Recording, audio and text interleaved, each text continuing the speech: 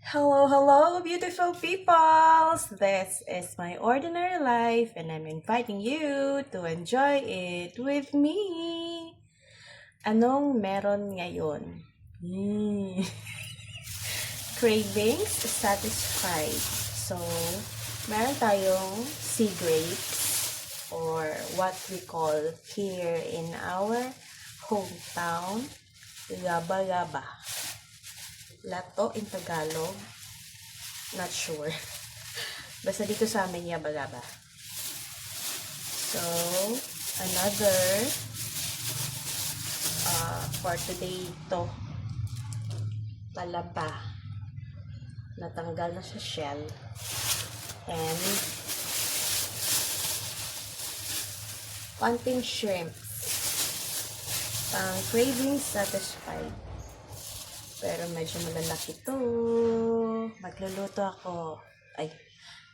ako ng spicy buttered garlic oyster and shrimp.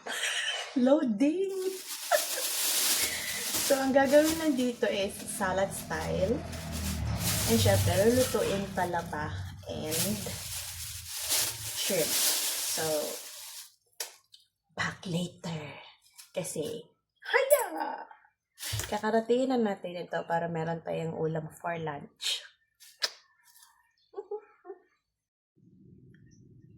Okay guys, I'm back with the ingredients. Insert na lang natin dito yung MSG, yung salt, and yung pepper. So, technically this is not butter ha. This is margarine. Pero, generalize na natin yan dito sa Pinas na butter.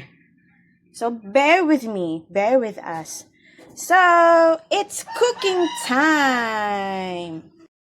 With my all-time favorite pan na 48 years na ito, but still in good condition, kahit na may bago, ito pa rin yung ginagamit. Kailangan mag-explain. O naman, baka mabash tayo.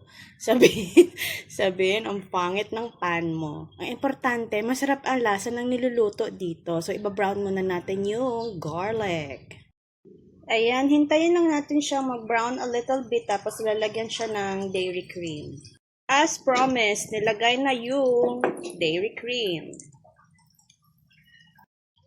Tapos, add-on ko na rin yung onion. Sagot ka ni one hand, ilalagay na natin yung oyster.